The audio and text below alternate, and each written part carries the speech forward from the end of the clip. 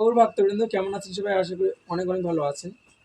তো আজকে আরেকটি নতুন ভিডিও আপনাদের সামনে নিয়ে আসলাম। তো আজকে ভিডিওর মাধ্যমে আমি আপনাদেরকে জানাবো আসছে আগামী বৃহস্পতিবার 30শে এপ্রিল 2026 খ্রিস্টাব্দ শ্রী শ্রী নৃসিংহ চৌদশী ব্রত উপবাস। তো আপনারা এই ব্রতটা সবাই পালন করবেন এবং এটা অত্যন্ত গুরুত্বপূর্ণ যে আমাদের সকল বাধা বিঘ্ন নাশকারী এবং সকল বিপদ থেকে আমাদের ভগবান নৃসিংহদেব রক্ষা করেন। তো এটা ভক্ত অভক্ত কি সকলেই এটা পালন করা কর্তব্য। তো আপনারা অবশ্যই এটা পালন করবেন এবং সারাদিন নির্জলা উপবাস করবেন এবং ঠিক গোধূলি লগ্নে এটা অভিষেক করবেন। আমাদের মন্দিরে অভিষেক অনুষ্ঠিত হবে, তো সেখানে আমরা অভিষেকের পর অনুকল্প প্রসাদের ব্যবস্থা করেছি এবং পরের দিন শুক্রবার দুপুরের পর আমাদের মহাপ্রসাদ বিতরণ করা হবে। আপনারা সকলে আসবেন। আর এই নৃসিংহদেবের মূল যে বিষয়টা সেটা হচ্ছে শাস্ত্রে বলছে বর্ষ বর্ষত কয়ন্ত মম সন্তুষ্টি কর্তব্যাম, যে পৃথিবীতে যে কোনো নরনারী তাদের কর্তব্য হচ্ছে যতদিন পৃথিবীতে সূর্য চন্দ্রবৃদ্ধ আছে ততদিন এই ব্রতটা পালন করতে হবে। হরে কৃষ্ণ, যাবেন অবশ্যই, নিমন্ত্রণ থাকলো আপনাদের। অবশ্যই অবশ্যই যাবেন। হরে কৃষ্ণ, থ্যাংক ইউ। তো কাটে দেওয়া দরকার নেই। এখন যেটা বিষয়টা বলছিলাম, তো আপনারা অবশ্যই এই ব্রতটা পালন করবেন। এই ব্রতের কিছু বিধি নিয়ম রয়েছে, আমি সেই সম্পর্কেও কিছু এখন আপনাদেরকে বলবো। হরে কৃষ্ণ, মায়েরা আছেন? মায়েরা একটু নৃসিংহ চতুর্দশীর জন্য আসছিলাম আমরা, একটু যে যা পারেন একটু ভগবান সেবার জন্য দেন। হরে কৃষ্ণ। ওকে, তো যে কথা বলছিলাম, তো বিষয়টা হচ্ছে আপনারা নৃসিংহ চতুর্দশীর দিন অবশ্যই আগের দিন আপনারা সংযম পালন করবেন এবং নৃসিংহ চতুর্দশী যে দিন ওই দিন আপনারা অবশ্যই নির্জল উপবাস করার চেষ্টা করবেন। আর হয়তো যদি অসুস্থ কেউ থেকে থাকেন বা অসমর্থ পক্ষে আপনারা ভগবানের কাছে ক্ষমা প্রার্থনা করে আপনারা কিছু জল শরবত গ্রহণ করতে পারেন।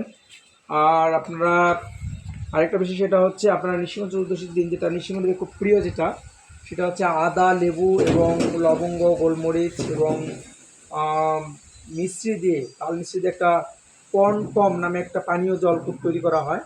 এটা ভগবানের নৃসিংহদেবের অনেক প্রিয়, তো আপনারা এটা নৃসিংহদেবকে তৈরি করে দিতে পারেন। আরও আপনারা সুন্দর সুন্দর ভোগ। হরে কৃষ্ণ, মাতাজি আসেন বাবা বাসায়।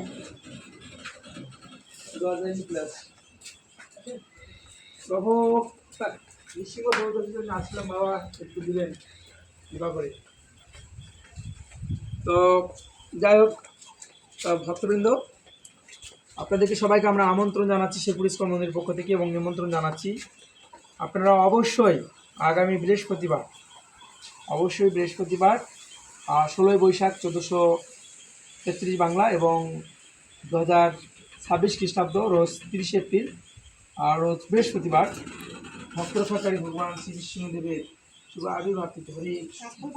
আচ্ছা আচ্ছা, তাহলে মাতা যাবেন। আপনাদেরকে অনেক ধন্যবাদ।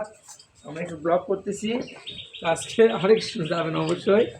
তো আমরা ব্লগের মাধ্যমে আপনারা দেখতেই পেলেন আমাদের ভক্তবৃন্দ দান করছে। আমরা খুব আনন্দিত, আপনাদেরকে নিমন্ত্রণ দিতে পারছি, আমন্ত্রণ জানাতে পারছি। তো আমাকে ভিডিও সহায়তা করছেন আমার মিত্র শ্রীমতী সনাতন দাস প্রভু, তাকে অনেক ধন্যবাদ এই সুন্দর ভিডিওটি সাহায্য করার জন্য।